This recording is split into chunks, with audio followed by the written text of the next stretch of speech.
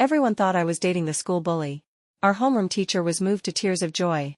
She immediately moved my seat next to his. I heard the school bully listens to everything you say. Such a good kid. You two are going to T University together, right? Teacher, please, maybe read fewer romance novels.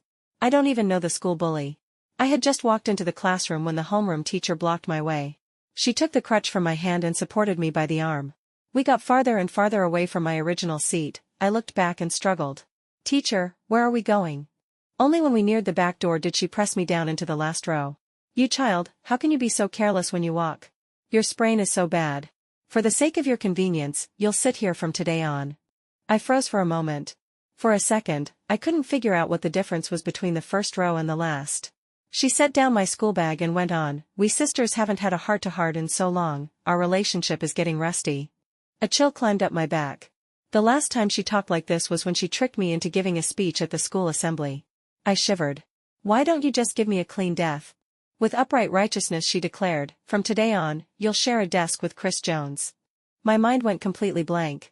Chris Jones? Isn't that the school bully? Me, sitting with the school bully, do I have too much life left and need to shave some off? Maybe my expression was too stunned, because the homeroom teacher tilted my chin up. She gave me a glare along the way. Normally I get along with you all like a friend, and you still hide it from me when you start dating. Wait, hold on. I'm dating? How come I didn't know? I had never felt Chinese so hard to understand. My language receiving system seemed to have developed some kind of glitch. I sprained my ankle, not my brain. I asked in a small, tentative voice, so I'm in a relationship, who exactly am I dating? Smack. The homeroom teacher slapped her palm on the desk. Every head in the classroom swiveled toward me in unison. In an instant, my back bristled with imaginary needles. Mom, I want to go home. Your child is scared. Isn't it Chris, that boy? Everyone knows you two are dating. I heard he listens to you about everything. Such good kids, you two are going to T University together. I sucked in a sharp breath. Dating the school bully. Help. Where on earth did this rumor come from?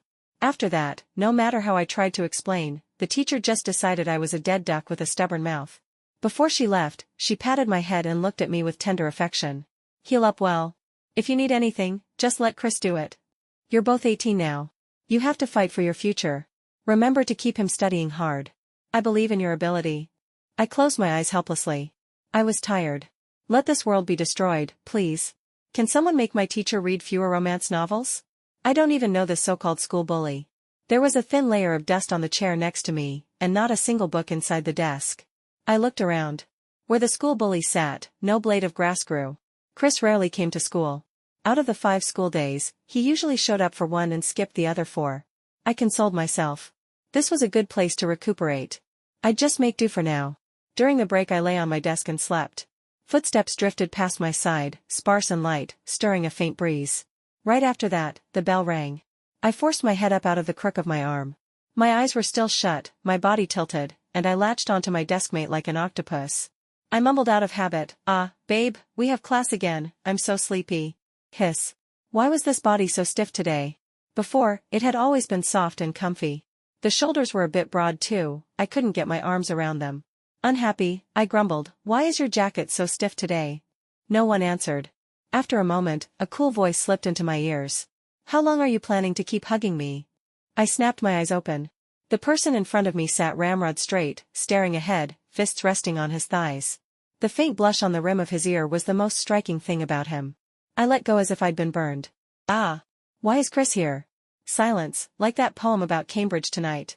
A thin gust of cool air brushed my face, barely blowing my missing IQ back into place. Sobbing internally, I remembered, Chris is my deskmate now. Dear heavens above. I actually hugged him, and complained he was stiff, a soft cough sounded by my ear. Class is starting. I jerked my head up and saw the homeroom teacher looking at me with an indescribable expression. Her gaze hovered somewhere between faint anger and deep emotion, and finally melted into a quiet sigh. In school, you need to mind the impact of your words and actions. No, teacher, it's not, Forget it. I sighed as well and answered, okay. Chris sat quietly beside me. He didn't say a word about our new seating arrangement. It didn't take long before he fell asleep. His pale blue school uniform, washed so often it had faded, hung loosely over his thin back. I lifted my head just in time to see the homeroom teacher glance this way. I was about to nudge Chris awake with my elbow. The teacher calmly looked away and went on lecturing. Wow. Silently, I drew my elbow back. I took out a brand new loose-leaf notebook from the desk. Who would understand? Even I was too lazy to take notes for myself, yet here I was, actually getting ready to organize notes for someone else. At the end of the day, Chris finally woke up. The hair at the back of his head stuck up in little tufts from sleeping. The moment the bell rang, he scratched his head, a trace of annoyance flashing through his eyes. I snickered to myself. So he did regret sleeping through class. Sensing something, he lifted his head and looked at me. His just-awakened eyes still held a dazed, unfocused look. I immediately pressed my lips together. I wasn't laughing. Not me. But then again, his eyes really were like a puppy's. Angela Garcia, stop it. This is Chris, not some little dog. He gave his head a shake and finally woke up fully. I snapped back to my senses too. Chris reached over to pack my school bag for me. Hey, no need. The hand holding the notes paused slightly. He sounded puzzled, his voice still a little hoarse from sleep. You're not putting them in your bag. I shook my head. These were the notes I had written for him, of course they didn't need to go into my school bag. The teacher had given me a few notebooks before, asking me to help Chris with his studies when I had time. I put the notes into Chris's big, flat, sagging backpack. These are your notes for today. Look them over when you have time. The boy was struck speechless for a second, a trace of disbelief in his voice. My notes? Yes, classmate. The teacher asked me to help you study, so I have to shoulder this glorious responsibility. I instinctively wanted to pat his shoulder, but my hand froze in midair. I'd pat anyone else without a second thought. I really must have lost my mind. Chris's gaze dimmed for a moment. He turned his body slightly toward me and lowered his head. So, should I pat him then? I cleared my throat and solemnly patted his shoulder. The revolution has not yet succeeded. Comrade, you must keep working, and working, and working. Chris didn't know what he'd thought of, but his eyes darkened slightly. Then he nodded. By the time most of the students leaving school had scattered, I finally pushed myself up with my crutch. Chris stood up with me. Don't ask why he was waiting to leave with me. If you must know, the teacher assigned it. I tutored his grades, he looked after my mobility. Besides, we now had that universally known relationship between us. Chris supported me as we walked slowly down the quiet corridor. He had two backpacks slung over one shoulder, one big and sagging, the other small and sagging. On his tall, lean frame, it looked a little ridiculous. I finally understood how all of this had started. Over the weekend, a classmate had posted a photo online that was taken near school.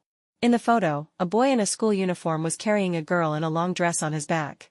With just that one picture, the youthful campus vibe of a boy and girl spilled right out of the screen. The boy's side profile had been caught on camera, clean-cut and handsome, it was clearly Chris. The girl's face wasn't visible because it was buried in the crook of Chris's neck, and her ankle looked injured. The photo caused an uproar among the gossip crowd. Lots of classmates started guessing who the girl was, until someone mentioned that I also had a white dress just like that. I really did. When the homeroom teacher tricked me into giving that speech at the school assembly, I'd worn that exact dress. But plenty of people owned a dress like that, so some still didn't believe it. Until I took a leave of absence because I'd sprained my ankle. Near the school. White dress. Sprained ankle. The evidence was ironclad. Blatantly, brutally ironclad. I listened to Chris's story, stunned. Thanks for the invite. If I weren't the person involved, I'd believe it too. But it honestly was just a coincidence. I looked at Chris. You didn't explain it to the teacher? I did explain, he said. I even made that classmate delete the post and the photo. We looked at each other, both full of helplessness. Forget it, I got it. Our explanation was ridiculously weak. It didn't sound like an explanation, it sounded like a clumsy cover-up. If it were me, I wouldn't believe it either. I shook my head at myself. Angela, oh Angela. After sitting on a little stool in the melon-eating crowd for so many years, I've finally lived long enough to eat my own melon. Walk along the river long enough, and one day you really will lose a shoe. The hand holding my arm tightened slightly. I looked up, puzzled. Chris's eyelashes trembled. Is it that hard for you, sitting with me? I let out a reflexive, huh? Then, realizing what he meant, I answered, no. The person in front of me quietly exhaled in relief. Thank you for the notes. I waved it off. It's nothing. It didn't really take up any of my time anyway. Something suddenly occurred to me, and I asked, then the girl in that photo. Chris cut me off at once. She's not my girlfriend. I'm not dating anyone. The tone was off, and it was way too quick, like a buzzer beater. I pouted. The little flame of gossip inside me went out in an instant. He frowned, looking a bit annoyed. His lips moved, but he didn't say anything more. The next day, I ran into Chris at the school gate. He was holding a cup of milk tea. He scanned the crowd left and right, then his gaze locked in my direction. A chill ran down my spine. I instinctively glanced at my mom standing beside me. He's not about to walk straight toward me, is he? No way, man. We're a scandal. A scandal. It's fake. I decided to keep a straight face and just walk over, soldiers blocking soldiers, water covering water. There he came. He came toward us with that cup of milk tea. Chris stopped in front of us, greeted my mom politely, then took my school bag from me. I kept my head down the whole time, feeling guilty for no reason.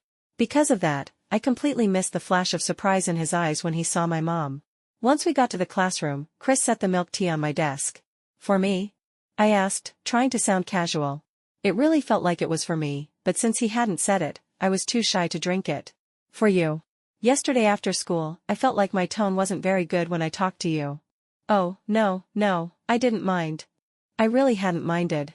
He hadn't spoken badly to me yesterday at all. He'd even walked me home afterward. Chris unwrapped the straw and stuck it into the cup for me, then pushed the milk tea toward me. His eyes were dark, hiding emotions I couldn't read. Angela, thank you. The moment our eyes met, my heart suddenly skipped a beat and my ears grew a little warm. You're welcome, you're welcome. This is just a fair trade between us. One hand for notes, one hand for milk tea. Hey, do milk tea shops even open this early in the morning? The smile at the corner of Chris's lips froze. My stupid mouth. Whenever I get nervous, I talk too much, like a machine gun. A moment later, he gave a faint smile and shook his head. That's a secret. I was dazzled for a second by his smile, then snapped back to myself. Oh, a secret. Secrets are good, secrets are good. I was done for. Today I finally understood what it meant to reply in utter chaos after reading a message. Angela, if you don't know how to talk, just keep your mouth shut. Chris started coming to school every day. With his help, dealing with my injury suddenly didn't feel so hard. I couldn't turn down his kindness. All I could do was organize even more notes for him. That afternoon, Chris had taken leave, so after school it was my soft, lovely deskmate who helped me out of the classroom. The PE rep and the class monitor walked with us as well. The PE rep was someone Chris had asked for help. He thought that with the PE rep there, things would be steadier when I went home. But he didn't know that the PE rep and my deskmate were mortal enemies. The whole way, the two of them sniped at each other, back and forth. It was obvious their battle had reached the white-hot stage. I secretly shot the class monitor a look. You think they'll end up fighting later? The class monitor pondered for a moment, then shook his head. So that meant they wouldn't. I relaxed a little. I had just let out a breath when a sudden force shoved me to the side. I was pushed to the ground, and a sharp pain stabbed through my injured ankle. Angela. Class rep. I clenched my teeth so hard I almost cried out. Cold sweat beaded across my forehead in a fine sheen. It hurt. It hurt so much I wanted to start reciting elegant Chinese prose. My deskmate and the PE rep were so frightened they snapped to attention at my side. I forced myself to endure the discomfort and comforted them, don't freak out.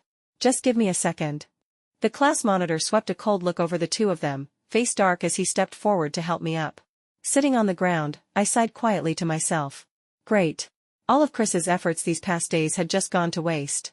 Just as I was bowing my head, wondering how I was going to explain this to Chris tomorrow, a low, gloomy voice rang out. How did this happen?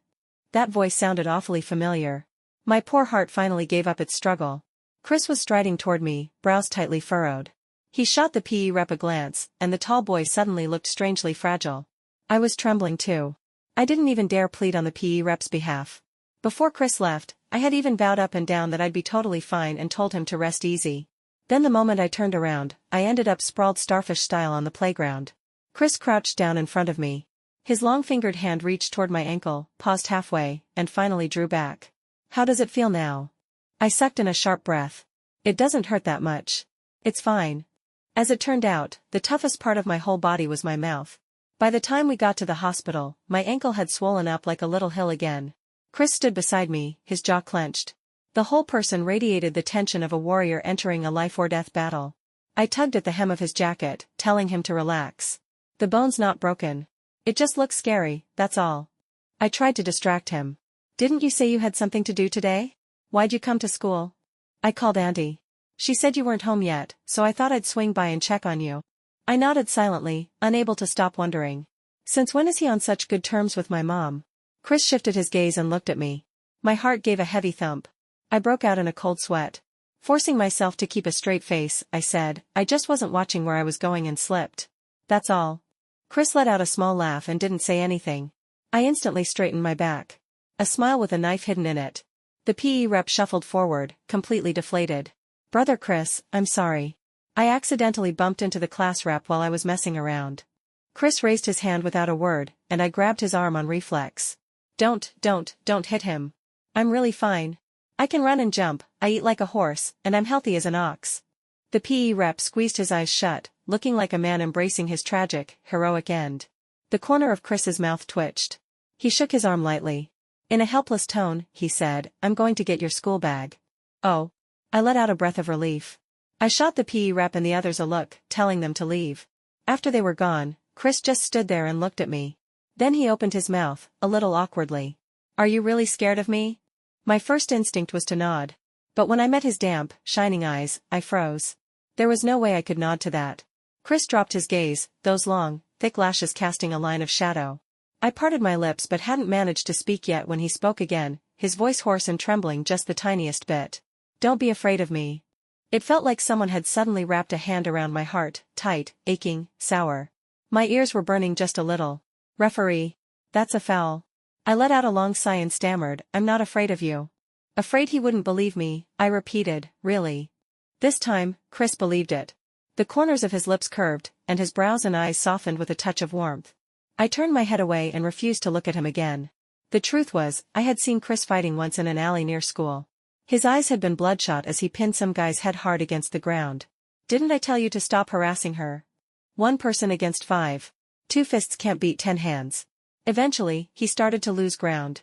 I glanced down at my own skinny arms and legs and wisely walked away. After a couple of steps, though, I stopped. I let out a deep sigh. I unlocked my phone and opened the music app. With a flick of my hand, there was a thud, like something falling. Then I sprinted to a hidden corner and crouched down. An ear-piercing alarm shrieked through the alley. Those guys jolted in fright, glanced around, and immediately took off running. Only when all the noise had completely faded did I drag my numb legs out slowly.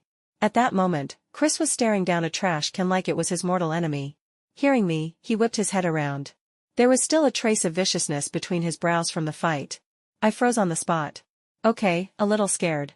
Silently, I tried to psych myself up. You can't be scared. That phone is brand new. I pointed at the trash can. Sorry to bother you, but I think my phone accidentally fell in there. Chris gave me a long, deep look.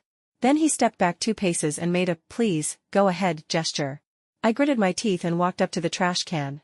And there it was, the problem. How exactly was I supposed to get the phone out? Okay. We're going to stop describing the details here. The important thing is that the ending was a happy ending. My phone and I made our way back to each other. Don't worry about the process. Just focus on the result. I noticed Chris was injured too, but I didn't have anything else on me. All I had were some crayon Shinchon band-aids, so I shoved the whole pack into his hands. His expression stiffened for a second as he took them. Crayon Shinchon and the school bully. Honestly? Kind of a vibe. As soon as I handed over the band-aids, I turned and ran. After that day, I avoided Chris for quite a while. Whenever I saw him, I dodged away. I had a feeling he probably wasn't eager to run into me either. Who would want to be reminded of themselves when they reeked to high heaven? I just hit auto-format on that day in my memory. From the day my injury got worse, I took time off and stayed home in bed. Eating fruit and watching anime. Life was good. But reality exists to remind us that life can't be smooth sailing forever. Chris showed up. The grape slipped from my fingers and rolled away. Fine, he came. But why was he dragging such a huge suitcase? He stood there like a door god planted at the entrance. I pointed at the suitcase and asked sincerely, may I trouble you to explain its origin? A flicker of sympathy flashed in Chris's eyes. He fought to keep his lips from twitching as he answered, these are the test papers all your teachers sent you. The math teacher gave you an extra 5 sets. She said she feels very, very sorry for you, so she wants the papers to keep you company while you recover. Enough. I genuinely felt sorry for myself. Chris set the suitcase down and turned to leave.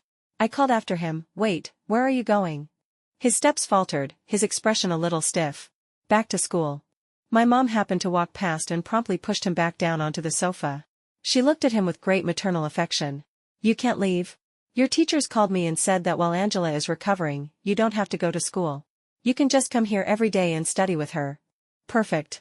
Chris's movements were officially restricted. I patted the suitcase and made a bold declaration. Just relax and stay here. I'll share half the test papers with you. Chris, there's really no need. Honestly. No need at all. On the table were the test papers Chris had just finished. I was marking the answers with a red pen. After a while, I capped the red pen and took out a black one. Chris, ever alert, asked, "What's wrong?" My pen tip paused for a second. "Nothing," I said, shaking my head. "Red is too bright, it hurts my eyes. Black is more environmentally friendly."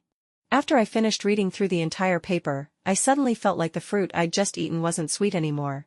I gave the test paper a little shake and looked at Chris with great seriousness. "Classmate little Chris, the distance between us and T University is basically a long-haul flight. You really need to hurry up and board the plane." Chris laughed, one eyebrow lifting. "Then can I choose not to board?" I widened my eyes and shot back immediately, "Absolutely not. Going to T University together is the mission our teacher assigned us." As soon as the words left my mouth, Chris lowered his brow slightly and looked at me. There was something in his pitch-black eyes. Something hot enough to burn.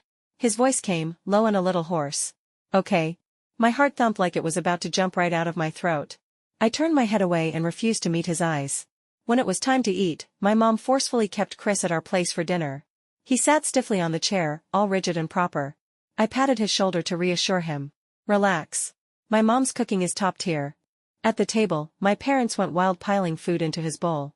In no time at all, the rice and dishes in front of him turned into a little mountain. Chris glanced up at me, his eyes full of confusion. The scene honestly blew my mind. Were my parents always this enthusiastic? I weakly raised my hand. Dad, Mom, I'm over here. Can you see me? I'm still online, I'm not invisible." My mom gave me a quick look and put a piece of sweet and sour rib into my bowl. "You child," she scolded fondly. As soon as she finished, she quickly added another piece into Chris's bowl. All right then. I would just stop talking. When Chris finally left that night, his steps were still a little heavy. At this rate, a few days at my place and he'd gained several pounds. I asked my mom, puzzled, if she knew Chris from somewhere. The two of them seemed really familiar with each other, like they knew each other better than they knew me. My mom didn't tell me. She said I should find a chance to ask Chris myself. I huffed and shuffled away from her. So now we were playing riddles at home. After a few days of recovery, Chris and I went back to school. The very next day, Chris didn't show up. I lowered my head and looked at the early morning practice test on my desk. It was easy for me. But today the words were so dense and cramped, I couldn't focus at all. The school bully's skipping again. I thought he was actually planning to turn over a new leaf lately. Soft murmurs drifted into my ears. My hand paused, but I didn't say anything. Someone like him, how could he ever straighten up? He's trash, that's what he is. Hey, keep your voice down. What if someone repeats that to him? I looked over. The boy who was talking just kept going. I'm only stating the facts. I heard he doesn't have a dad or mom, just a grandma and a little sister. You think his grandma would be furious if she knew he was out fighting every day? And his sister, if her brother's that awful, how good could she be? A workbook slammed down onto his head. He yelped and clutched his skull. Who did that? Everyone in the classroom was staring at him.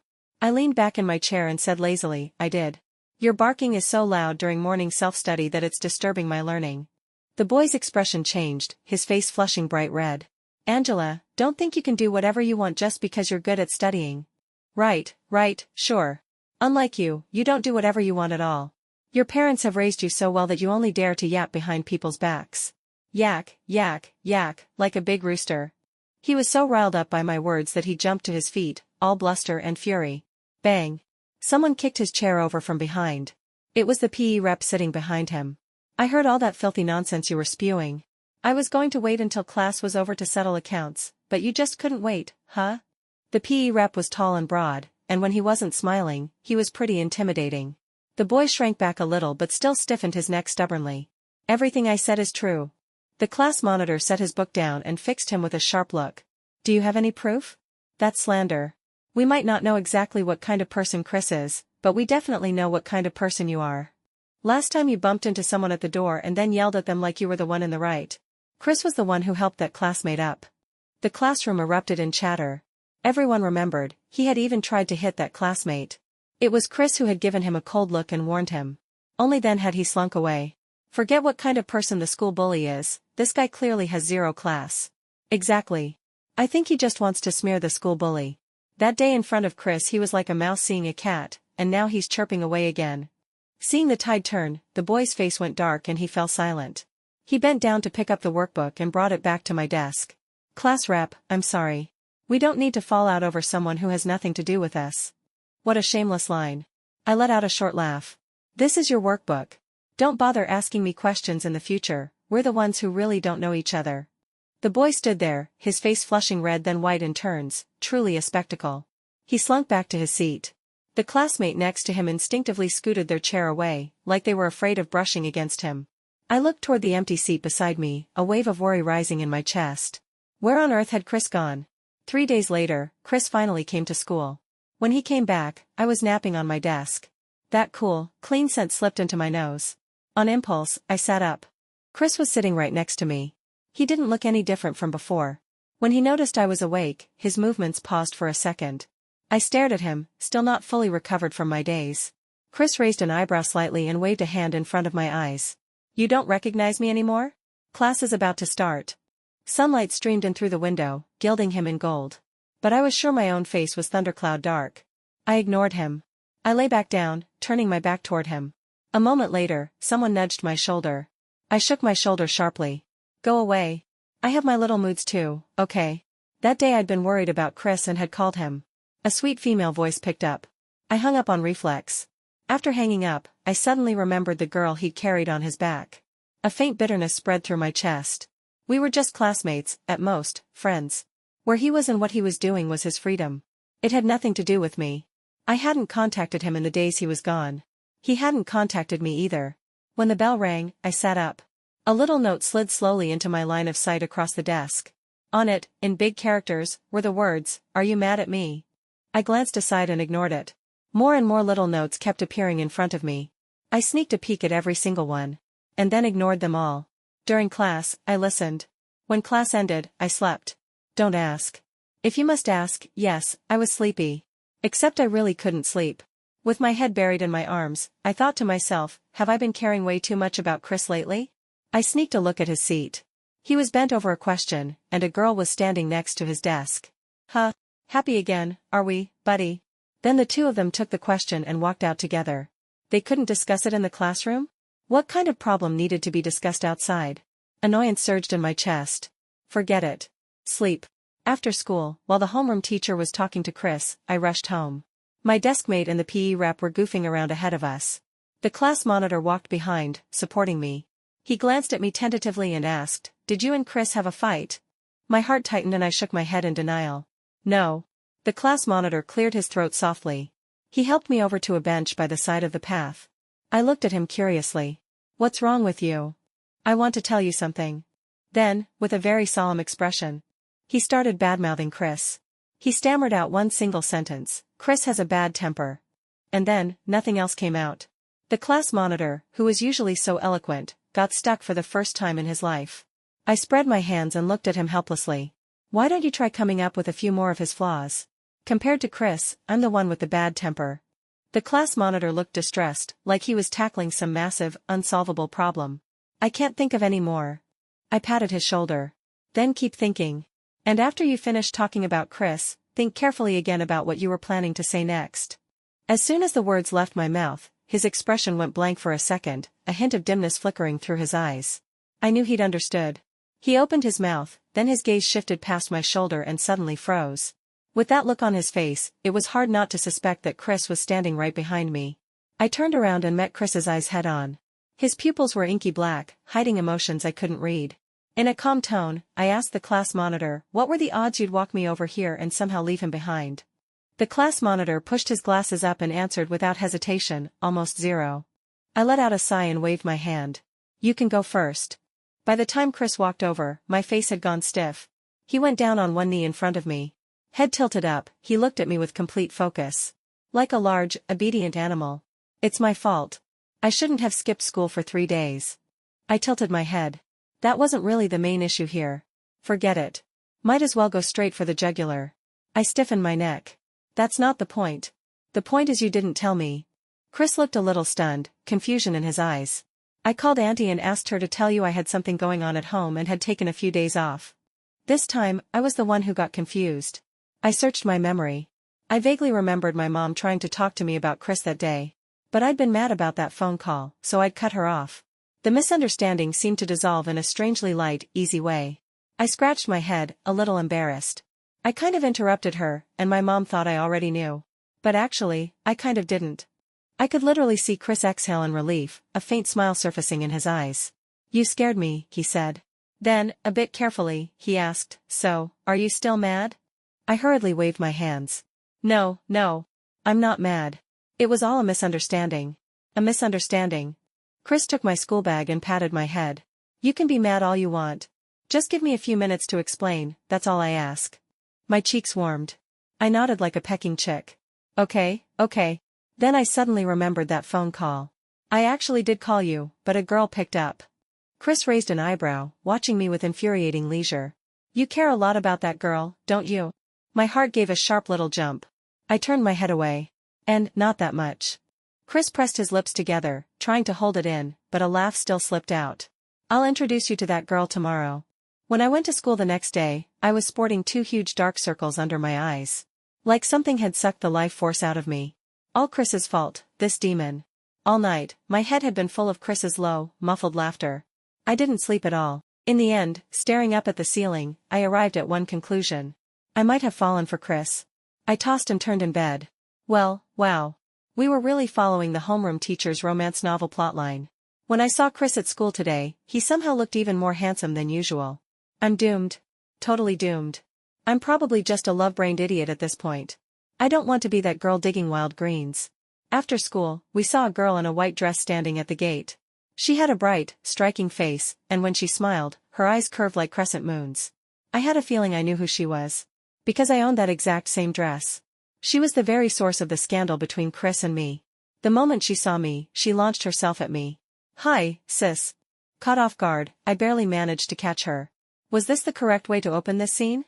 Before I could say anything, Chris grabbed her by the collar and hauled her back. You're scaring her. Don't go throwing yourself at her. You're heavy. The girl puffed out her cheeks, furious. I am not heavy. Hi, sis. I'm Chris's little sister. Real, biological, 100% blood-related. All the way after that, she clung to my arm, chattering nonstop. Turns out, on the day that photo was taken, she'd come to find Chris to hang out and had accidentally twisted her ankle. The call I'd made to Chris had been answered by her too. She'd been baffled that someone would call and then not say anything. She'd assumed it was a sales call and never mentioned it to Chris. From time to time, I handed her a sip of water. It honestly sounded like her throat was about to start smoking from all that talking. Just as I was listening with great interest, an arm suddenly reached over. Chris pulled her away from my side. All right, that's enough. I've called you a car, you need to go home. The girl stared at him, eyes wide. Seriously, bro? Even work donkeys don't get retired this fast once the millstone stops. Chris remained unmoved. Go on. The car's here. Fast as lightning, he bundled her into the car. I only had time to raise my hand and wave goodbye. I looked at Chris in front of me and asked with a grin, your sister said you recruited her as backup. Chris touched the bridge of his nose, looking a bit awkward. Something like that. We walked slowly together, and I suddenly asked, you seem really familiar with my mom. He paused for a moment. I met Auntie a long time ago. Chris's dad had died when he was very young. When his mom remarried, she'd wanted to take both kids with her. Chris couldn't bear to leave his grandma, so he chose to stay. His little sister went with their mom into the new family. His mom never sent Chris his living expenses on time. So Chris had always been short on money. When he was working part-time at a milk tea shop, a girl there had kept pestering him. At the point when he'd been irritated to death, it was my mom who helped him out. After that, my mom started going there all the time to buy milk tea, saying it was because her daughter loved it. But really, she just wanted to keep an eye on Chris. So that's how it was. No wonder there was a whole period where there was milk tea waiting for me every day when I got home. I gained 5 pounds during that time, purely on milk tea. She truly is my mom. She has this heroic, self-sacrificing love of helping others that completely ignores whether her own daughter lives or dies. We kept walking, and suddenly Chris asked me, do you think some of the rumors could, maybe come true when we're in college? My heart skipped a beat. The breeze on the road brushed my face, warm and gentle. I narrowed my eyes in comfort. Then I answered him firmly, yes. After that, we tacitly stopped talking about certain topics. Our hearts and minds were filled with nothing but studying. At school, we studied in class and studied after class. When we finished studying there, we went to my house on weekends and kept studying. My mom still went crazy piling food into Chris's bowl. My dad, though, for some reason, he didn't seem quite as fond of Chris. Chris was like a man possessed by learning. He refused to let any bit of study time slip away. Even at his milk tea job, He would squeeze in time to memorize a couple of vocabulary words. Sometimes I tried to persuade him to take a break. He always shook his head. His answer to me was that he couldn't let it end with me going to T University while he was outside the gate selling roasted sweet potatoes. Me, all right then. Extra, after marriage. In the 3rd year after Chris and I got married, I was tidying up the study when I found a photo. It was my ID photo from my first year of high school. I still looked so young and green, fresh into senior high. That night, Chris came home. He loosened his tie and immediately tried to burrow into my arms. I pushed him away. Go take a shower. He looked at me in surprise, hurt in his eyes. Do you dislike me now? There he went again. Every time I turned him down, he'd blink those puppy eyes at me like I'd broken his heart. Smiling, I shook my head and pulled out the photo. If you're not going to shower, then let's first talk about why you have my ID photo from freshman year of high school.